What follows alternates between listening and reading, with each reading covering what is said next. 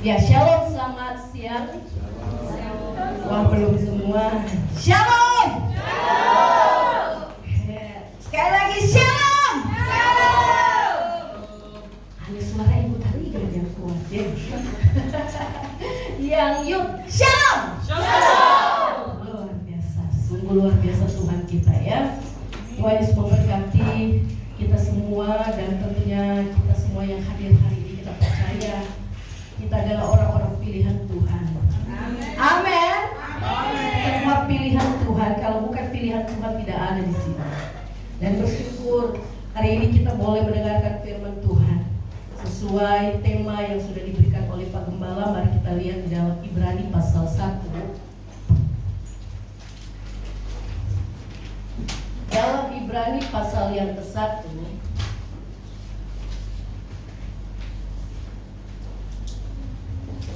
ya, kita baca ayat 1 sampai 4, walaupun nanti saya bahas hanya ayat 1 sampai 3 karena itu yang dikasih di tema kita pada hari ini.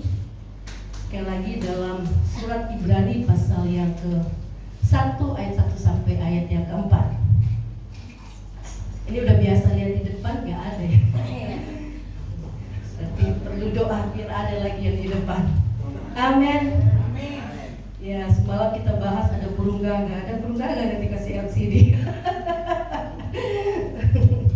Mari lihat Ibrani 1 ayat 1 sampai 4. Saya baca ayat yang ganjil. Bapak Ibu Saudara yang saya diberkati oleh Tuhan, jemaat Tuhan, baca ayat yang genap. Mari kita berdiri semua untuk menghormati kebenaran firman Tuhan.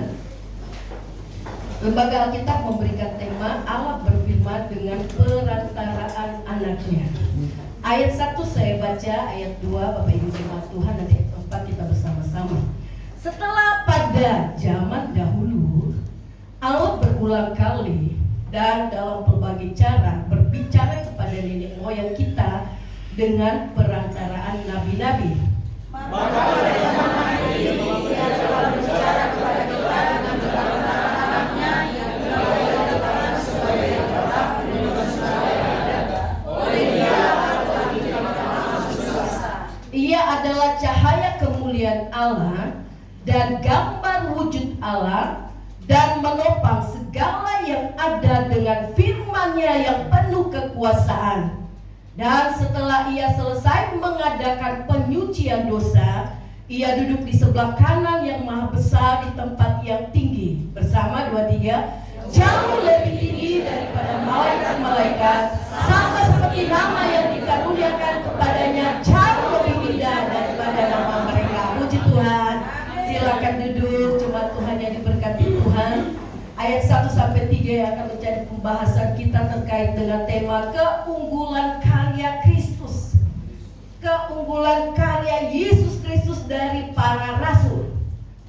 Dalam ayat 1 jelas sekali kita baca di sana, zaman dahulu dikatakan di sana Allah berulang kali dan dalam berbagai cara berbicara kepada nenek moyang kita dengan perantaraan nabi-nabi. Jadi jelas masa lalu Allah memakai para nabi sebagai sarana penyataan yang utama, menyatakan firman Allah melalui para nabi. Itu di ayat 1. Siapa nabi? Nabi adalah seorang yang mengutarakan kebenaran Allah kepada orang lain. Nabi berasal dari bahasa Ibrani nafi, yang diterjemahkan sebagai juru bicara. Jadi nabi dipanggil juga sebagai penglihat, karena pemahaman rohani mereka atau kemampuan mereka untuk melihat ke masa depan. Kita bisa lihat di perjanjian lama para nabi-nabi yang dipakai oleh Tuhan. Para nabi pada saat itu mempunyai tanggung jawab untuk menyampaikan firman Allah dengan setia. Dalam Alkitab kalau kita lihat ada lebih dari 133 nabi, termasuk 16 wanita nabi pada saat itu. Pada umumnya kalau kita lihat para nabi yang diutus Allah, kalau mereka menyampaikan pesan Tuhan, mereka dibenci, mereka nggak ditanggapi. Apalagi kalau menyampaikan pesan Tuhan tentang kesalahan mereka, tentang kekurangan mereka. Jadi kalau kita lihat nabi memiliki tugas untuk menerima pesan Tuhan melalui wahyu dan menyampaikan pesan tersebut kepada manusia. Ayat 2 dari pembacaan di Ibrani 1. Dikatakan di sana, maka pada zaman akhir ia telah berbicara kepada kita dengan perantaraan anaknya yang telah ditetapkan sebagai yang berhak menerima segala yang ada. Nah, dalam ayat 2 jelas sekali, kalau zaman perjanjian lama, zaman dulu lewat nabi, tetapi sekarang Allah berbicara.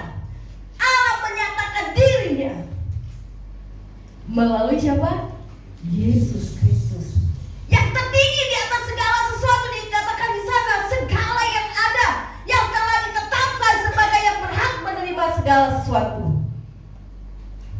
Ini luar biasa. Ini kalau kita belajar, Pak Gembala juga seringkali singgung dalam khotbah tentang siapa Yesus. Yesus Kristus sebagai Tuhan dalam hidup kita dan sebagai juru selamat. Dan dalam hal ini kita perhatikan penyataan Allah sendiri, yaitu firman yang hidup. Amin. Yesus Kristus Tuhan kita yang hidup. Yesus Kristus adalah firman itu sendiri, jelas dalam Yohanes 1 ayat 1. Pada mulanya adalah firman. Firman itu bersama-sama dengan Allah. Ayat 14 jelas firman itu menjadi apa? Manusia menjadi daging, dan dia dikatakan di sana diam di antara kita. Firman Allah ada bersama-sama dengan kita. Diam bersama-sama dengan kita. Wow. Kalau orang percaya sudah terima Yesus, Yesus ada dalam hidup kita. Amin. Bilang kiri kanan, Yesus diam dalam hidupmu. Kalau anak sekolah minggu ditanya, Yesus tinggal di mana? Di surga. Hati-hati, nanti hatiku diinjak-injak oleh Tuhan. Itu pemahaman sekolah minggu. Makanya guru sekolah minggu harus belajar, sehingga untuk menyampaikan kepada anak-anak tidak salah. Nah, dalam teks pembacaan kita ini, penulis Ibrani memperkuat keunggulan, sekali lagi, keunggulan dari siapa? Yesus Kristus. Ada 3 yang bisa kita pelajari keunggulan karya Kristus dari para nabi dibandingkan dari para nabi. Nah, 3 ini 3M ya. Yang pertama di ayat yang kedua, B, perhatikan Bapak Ibu di bagian B ya, ayat 2B. Oleh Dia Allah telah menjadikan alam semesta. Wow. Yesus Kristus adalah pencipta yang menciptakan alam semesta dan segala isinya. Ini menegaskan bahwa Yesus Kristus adalah pelaku penciptaan dan praeksistensinya Kristus sebelum menjadi manusia. Berarti Yesus sudah ada karena dia awal dan akhir. Jadi kalau kita belajar ayat ini, saya sendiri mendalami sharing dengan beberapa teman melalui ayat ini, tegaskan bahwa Yesus bukanlah ciptaan seperti yang kita dengar banyak sekali ajaran-ajaran di luar, melainkan pencipta yang menciptakan. Nah, ayat ini merupakan salah satu untuk mengcounter ajaran-ajaran yang keliru di sana, di luar sana, yang menyatakan bahwa Yesus Kristus itu diciptakan. Satu ayat kita baca, Wahyu 3 ayat 14. Nah, ayat ini ada beberapa hal yang juga yang kita pelajari terkait dengan Ibrani 1 ayat yang kedua. Mari lihat Wahyu pasal 3. Satu orang boleh baca Wahyu pasal 3 14. Ya, silakan. Demikianlah firman Tuhan, dan tuliskanlah kepada malaikat jemaat di Laodikia, inilah firman dari Amin, saksi yang setia dan benar-benar, permulaan dari ciptaan Allah. Inilah firman dari Amin, saksi yang setia dan benar, permulaan dari ciptaan Allah. Ayat ini Bapak Ibu kalau kita perhatikan merupakan ayat firman Tuhan yang sering digunakan untuk menyerang keilahian Yesus Kristus, menyerang kekristenan tentang keilahian Yesus Kristus, bahwa menurut mereka sesuatu yang diciptakan bukanlah pencipta. Manusia tidak mungkin menjadi Tuhan. Ini akibat apa? Mereka kurang mengerti. Mereka tidak paham, tidak memahami kebenaran firman Tuhan. Tapi jemaat Kimi luar biasa pasti mengerti Yesus Kristus adalah yang menciptakan segalanya. Amin. Ini harus dicatat. Mereka menyatakan bahwa ayat ini terbukti Yesus adalah ciptaan Allah yang pertama atau yang paling utama. Mereka lupa Yesus adalah awal dan air, sudah ada sebelum ada alam semesta ini. Perhatikan ayat yang tadi kita bacakan di Wahyu pasal 3 ayat 14. Inilah firman dari saksi yang setia dan benar, permulaan dari ciptaan Allah. Kita bisa garis bawahi kata permulaan. Kita percaya. Amin. Bukan Pak Amin ya. Amin huruf besar di situ. Amin. Saksi yang benar menuju kepada siapa? Kepada Yesus Kristus. Yesus Kristus adalah yang amin, yang benar. Haleluya. Saya semangat sekali ketika saya baca ini sampai tadi malam jam 1, jam 2 saya bolak-balik. Tuhan kasih apa yang bisa saya sampaikan supaya jemaat mengerti siapa Yesus yang menciptakan. Nah, kata permulaan dari segala ciptaan Allah di sini tidak menekankan bahwa Yesus itu adalah ciptaan, melainkan permulaan dari ciptaan Allah berarti bahwa segala sesuatu, sekali lagi, bahwa segala sesuatu yang Allah ciptakan itu bermula atau berasal atau datang dari Yesus Kristus sebagai firman Allah itu sendiri yang hidup, yang ada di bersama kita pada hari ini. Haleluya. Firman yang hidup. Jadi Yesus Kristus adalah sumber segala sesuatu yang telah ada di alam semesta ini. Segala sesuatu semua bersumber datang dari siapa? Dari Yesus Kristus yang adalah tadi amin, saksi yang benar. Dan tanpa dia, tanpa sang firman itu, maka tidak ada sesuatu pun yang telah jadi. Jadi Yesus kita luar biasa, amin.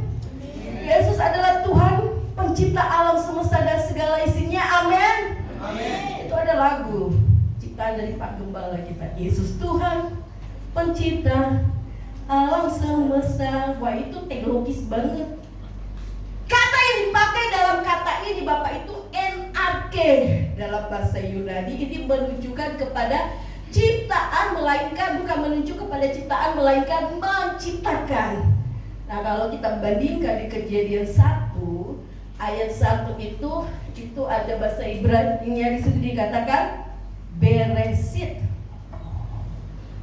Beresit yang tidak ada menjadi ada. Waduh, bangga gak punya Yesus dalam hidupmu? Bangga gak? Bilang gini kan, aku bangga Yesusku ada dalam hidupku. Tidak ada satu ayat pun dalam Alkitab yang menyatakan, baca baik-baik ya Bapak Ibu, Yesus adalah ciptaan, tidak ada. Tapi justru di dalam Alkitab sana hanya menegaskan bahwa Yesus ialah Allah yang menciptakan alam semesta dan segala isinya. Dan tanpa Tuhan Yesus, tanpa dia, tidak ada sesuatu yang telah jadi. Kita lihat satu ayat, berapa ayat? Yohanes 1 ayat 3-4. Ya, tolong boleh dibacakan. Jadi kita lihat ayat-ayat firman Tuhan yang menyatakan Yesus adalah yang menciptakan, Yesus adalah pencipta. Silakan tolong jemaat Tuhan membacakan Yohanes pasal 1 ayat 3 dan 4. Baca baik-baik ayatnya ya Bapak Ibu. Saya kebetulan mengajar tafsir di kelas, saya bilang baca baik-baik. Sambil baca kau temukan makna di sana. Yohanes pasal yang ke-1 ayat 3 dan 4. Silakan baca. Yohanes 1 ayat 3 dan 4. Inilah firman Tuhan. Segala sesuatu dijadikan oleh Dia, dan tanpa Dia tidak ada sesuatu pun yang telah jadi dari segala yang telah dijadikan. Dalam Dia ada hidup, dan hidup itu adalah terang manusia. Wah, luar biasa. Tanpa Dia tidak ada sesuatu pun yang telah jadi dari segala yang telah dijadikan. Dalam Dia ada hidup. Mau hidup? Hidup di dalam Tuhan. Tuhan yang ciptakan kita. Makanya Yesus bilang Yohanes 14 ayat 6, akulah jalan, kebenaran dan hidup. Mau hidup lebih hidup? Hidup harus dalam Tuhan. Ayat tadi juga yang di Wahyu 3 ayat 14. Yesus adalah sumber dari segala ciptaan, jelas di sana. Atau dengan kata lain bahwa segala sesuatu yang ada itu datang dari asalnya dari Yesus di Wahyu 3 ayat 14. Ya, kita lihat di Perjanjian Lama, Mazmur 33 ayat 6. Ya, salah satu ayat yang mengatakan, ada banyak ayat, tetapi di Perjanjian Lama lihat Yesus adalah firman itu sendiri. Silakan baca Mazmur 33 ayat 6. Beginilah firman Tuhan, oleh firman Tuhan langit telah dijadikan, oleh nafas dari mulutnya segala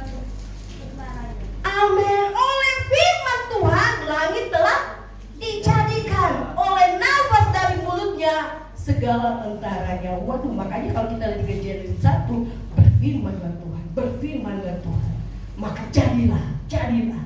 Jelas Yesus dikatakan di Mazmur 33 ayat 6 mengatakan bahwa oleh karena firman Tuhan segala sesuatu menjadi ada. Yohanes 1 ayat 1, Yesus Kristus adalah firman itu sendiri yang telah menjadi manusia. Dialah yang menyebabkan segala sesuatu menjadi ada.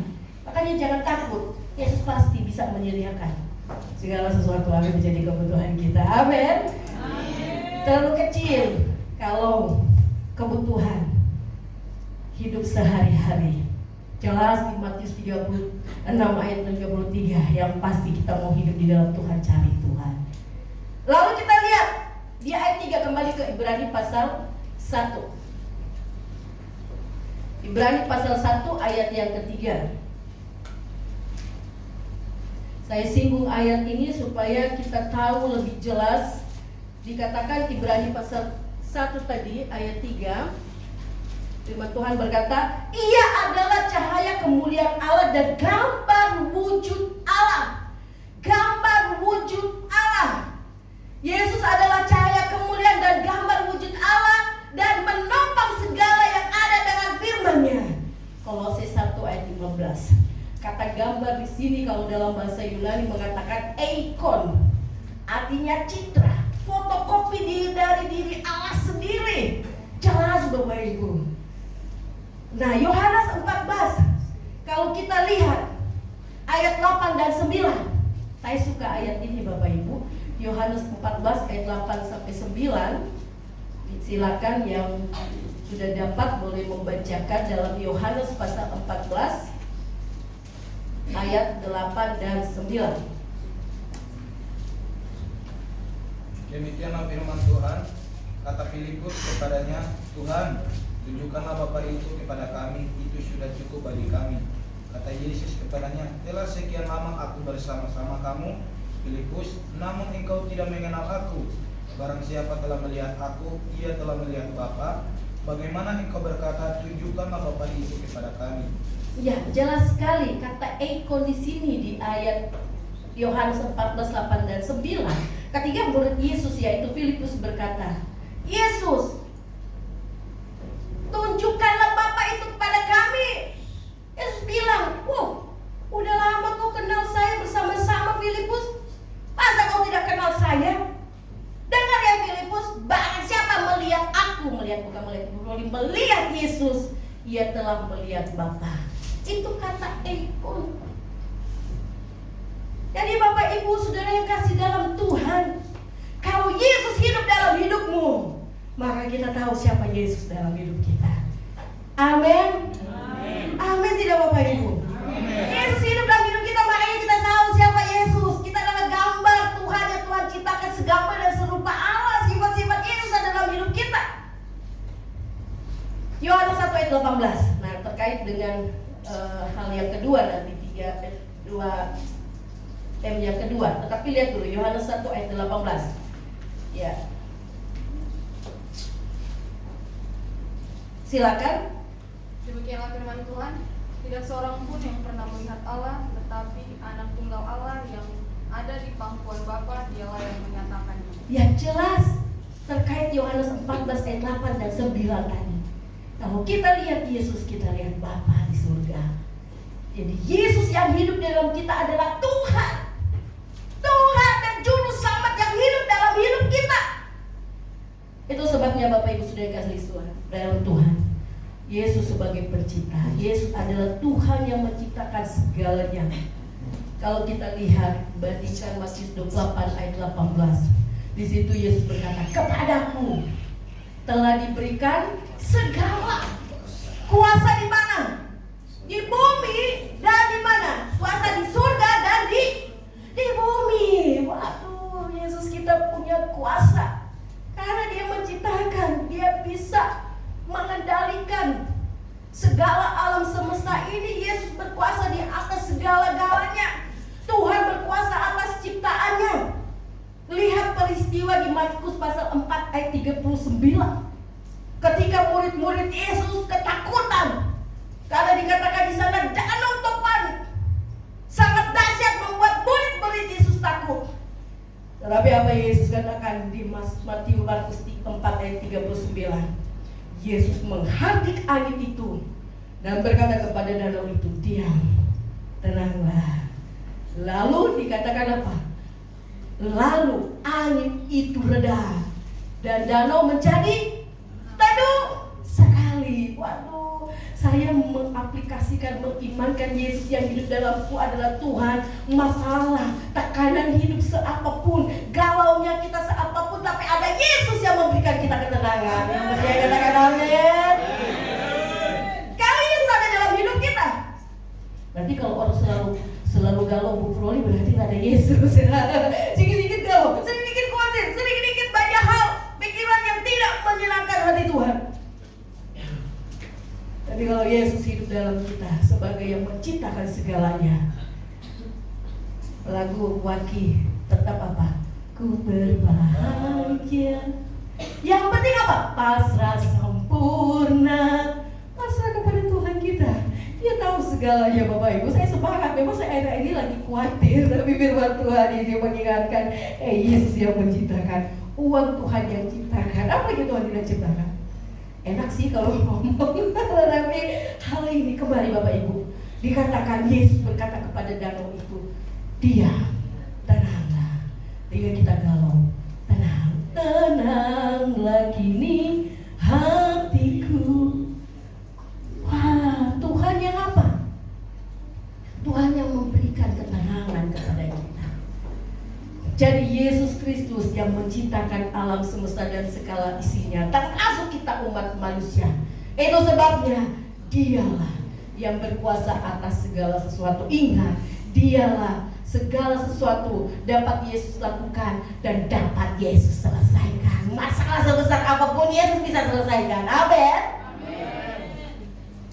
Masalah finansial, keuangan, kita percaya Yesus bisa selesaikan. Bilang kiri kanan, Yesus bisa selesaikan. Wah, belum semua, ayo dengan iman loh. Kita harus menghidupi iman. Yesus bisa dapat menyelesaikan. Badai apapun dalam hidupmu, kekhawatiran apapun dalam hidupmu, Yesus berkata, marilah kepadaku. Matius 11 ayat 28.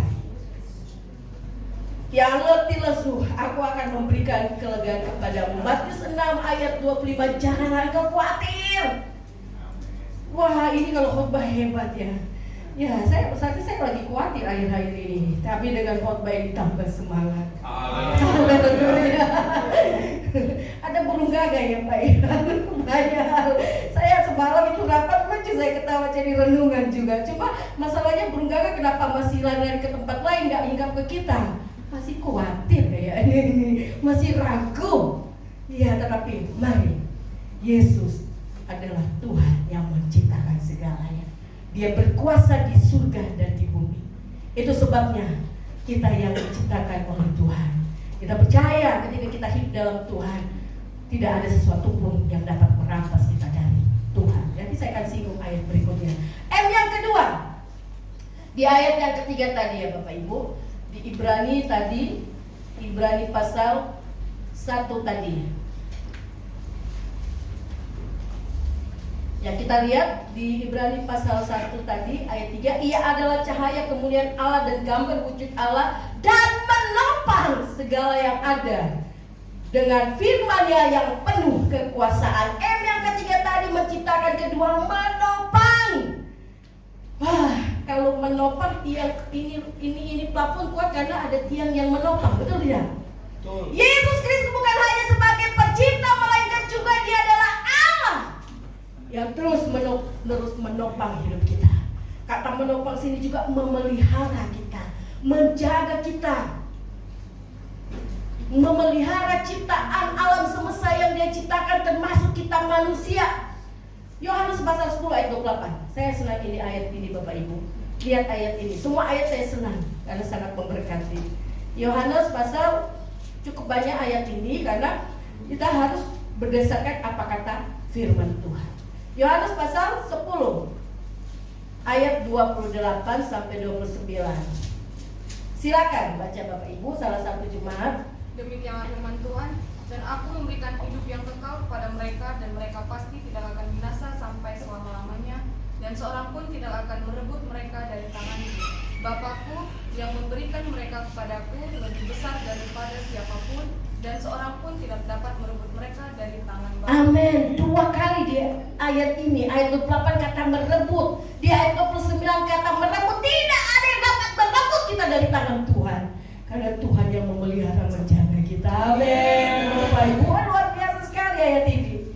Kalau kita adalah ciptaan Tuhan yang sudah hidup di dalam Tuhan, sangat jelas keselamatan itu menjadi bagian hidup kita. Tidak ada yang bisa merampasnya. Tidak ada yang bisa mengambil itu dari kita. Amin.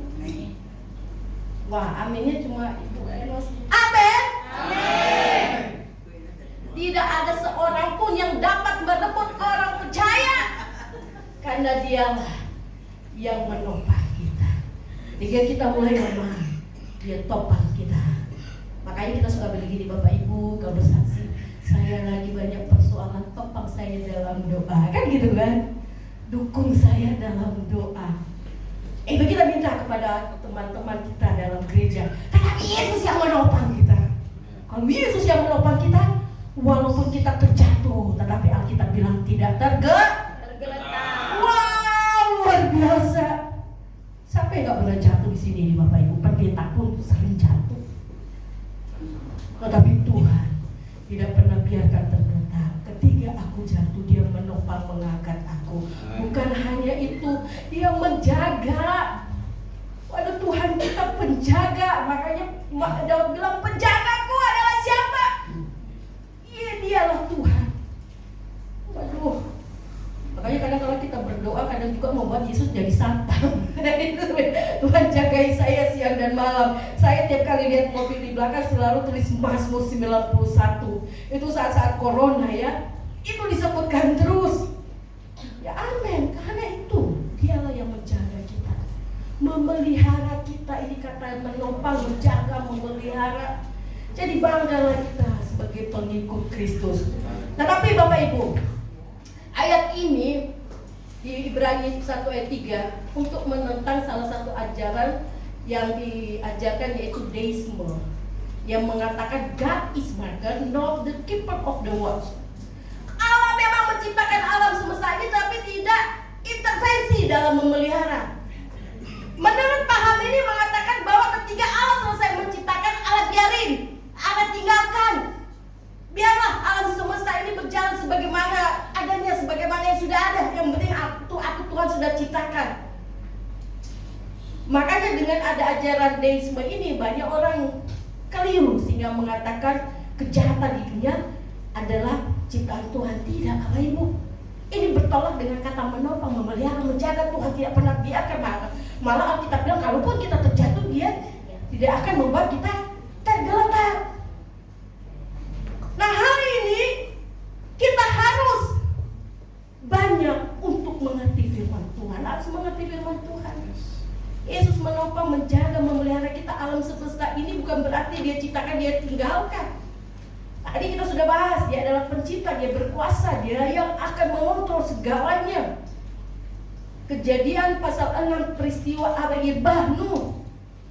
Karena kejahatan manusia lah, bukan karena Tuhan. Karena kejahatan kita lah yang membuat kita jauh dari Tuhan. Karena kejahatan kita lah membuat berkat itu tidak bisa datang. Tetapi Tuhan selalu menopang. Ketika kita mulai menyimpang, anakku balik lagi. Ini jalan yang harus kau lalui. Aduh, luar biasa. Selain itu, ajaran deisme ini juga mereka hanya percaya bahwa Allah adalah Allah yang transenden, bukan Allah yang mereka menolak Allah yang imanen. Kalau transenden itu adalah Allah, kita adalah Allah yang maha kuasa. Tetapi kata mereka, Allah itu tidak terjangkau, tidak terhampiri. Itu menurut transenden, dan tidak bisa manusia. Meskipun manusia berusaha mengenal Allah karena Dia transenden, tidak mungkin karena manusia sudah berdosa. Karena manusia berdosa, maka Allah yang harus menyatakan dirinya pada manusia. Justru karena itu dengan menjadi manusia. Yohanes 1 ayat 14. Sehingga kita mengenal Yesus Kristus yang adalah Allah sendiri, yaitu yang disebut dengan imanen. Amin. Allah kita bukan hanya Allah transenden, tetapi Dia adalah Allah imanen yang datang menjadi manusia, sehingga Dia diam di antara kita. Kapanpun kita datang membutuhkan, kita datang berdoa kepada Tuhan. Tidak ada yang membatasi. Dimanapun, mau di jalan, mau di lagi berkendaraan, dalam kesendirian, engkau datang kepada Tuhan. Dengan demikian, kekristenan mempercayai Allah yang transenden dan Allah yang imanen. Amin. Jadi kembali, keunggulan karya Kristus Yesus bukan hanya sebagai Allah yang menciptakan, melainkan juga Allah yang menopang, Allah yang memelihara, menjaga kita. Lihat Ibrani 13 ayat 5b. Kita baca bersama-sama ayat ini. Ibrani pasal 13 ayat 5b. Ya, silakan supaya cepat karena masih ada satu. Ibrani pasal 13 ayat 5b. Aku sekali-kali tidak akan membiarkan engkau luar biasa. Yesus Kristus, keunggulan Kristus Yesus sebagai yang menopang hidup kita. Dia berjanji, Dia tidak pernah membiarkan kita sedetik pun. Aku sekali-kali tidak akan membiarkan engkau, dan aku sekali-kali tidak akan meninggalkan engkau. Waduh, Yesus tidak pernah tinggalkan kita. Amin. Yang tinggalkan, yang lari selalu siapa? Kita manusia. Tetapi Yesus selalu menopang. Nah, itulah keunggulan karya Yesus, yaitu menopang, menciptakan, menopang. Dan yang ketiga, di ayat 3b, ya, yang terakhir,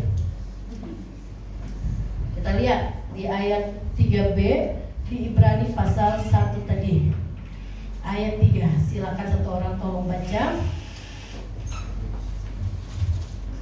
Ibrani pasal 1 ayat 3 tadi, bagian B. Dan setelah, oke, saya baca saja. Ibrani 1 ayat 3, bagian B. Dan setelah ia selesai mengadakan penyucian dosa, ia duduk di sebelah kanan yang maha besar di tempat yang tinggi. Saya hanya membahas penyucian. Jadi M yang ketiga, keunggulan karya Kristus adalah menyucikan kita. Amin.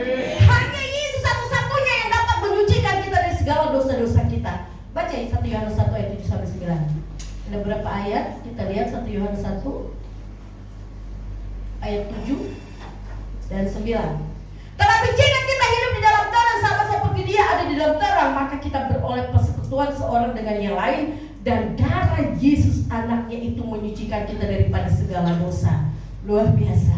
Darah Yesus yang menyucikan kita sehingga kita hidup dalam terangnya Tuhan, hidup dalam beroleh persekutuan seorang dengan yang lain. Ayat yang ke-9 bilang begini, jika kita mengaku dosa kita, maka Ia adalah setia dan adil, sehingga Ia mengampuni segala dosa kita dan menyucikan kita dari segala kejahatan. Hanya Yesus sanggup, hanya Yesus Kristus yang sanggup menyucikan kita. Saya mau singgung sejarah lagi bagaimana Martin Luther menjadi seorang bapak reformat, karena dia yang memprotes tentang surat pengampunan dosa. Ada 95 dalil. Tapi ketika dia baca Roma, wow, yang bisa menyucikan hanya Yesus Kristus. Amin. Satu ayat lagi, Ibrani pasal 9 ayat 14. Mari Bapak Ibu, ada dua ayat, Ibrani 9 ayat 14, Ibrani 9 ayat 14.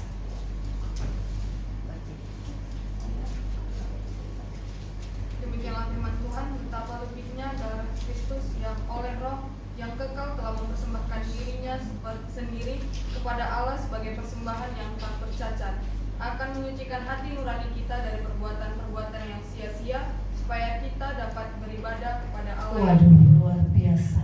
Menyucikan hati nurani kita, Dia adalah Yesus Kristus. Makanya Yohanes bilang, Yohanes 1 ayat 29, lihatlah anak domba Allah yang telah menyelamatkan, menyucikan kita. Hanya Yesus satu-satunya yang menyucikan dosa-dosa kita. Mempersembahkan dirinya sendiri, dia rela mati di atas kayu salib, darahnya tercurah buat segala dosa kita. Yang harusnya kalau kita lihat di dalam Efesus pasal 2 ayat 1-2, kita semua yang harus dihukum.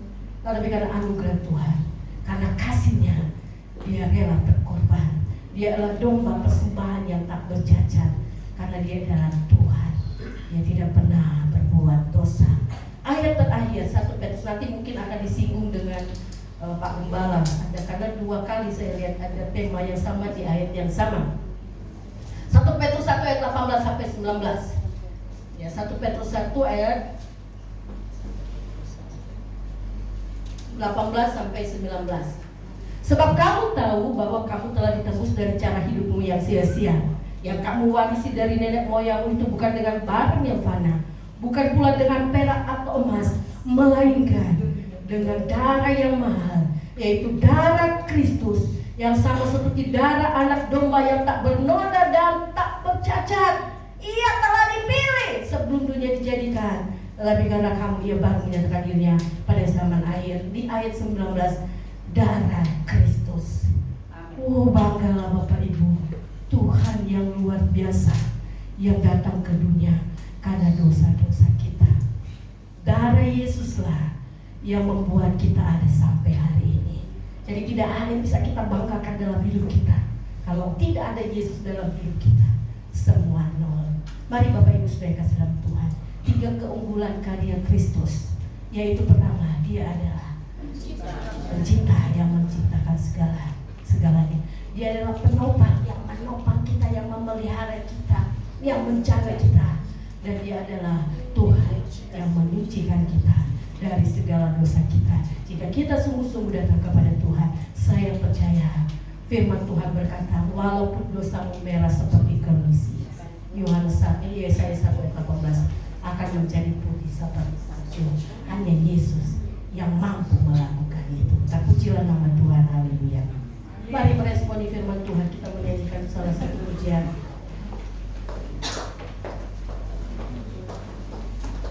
Kalau bisa lagu Pak Gembala ya, Yesus Tuhan pencipta alam semesta. Ada ya di slide, tapi nggak ada ya. Ya, mari Bapak Ibu silakan berdiri, kita renungkan firman Tuhan. Kalau masih ada kekhawatiran dalam hidupmu, masih engkau galau hari ini, ingat Yesus sanggup melakukan semuanya karena dia adalah yang menciptakan. Kalau engkau mulai jatuh, engkau terjatuh, Yesus menjaga engkau, dia menopang.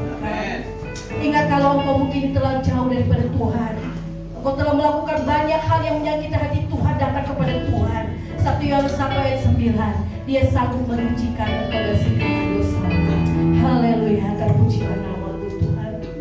Terima kasih Tuhan buat firman-Mu hari ini. Kami percaya kepada Engkau Tuhan.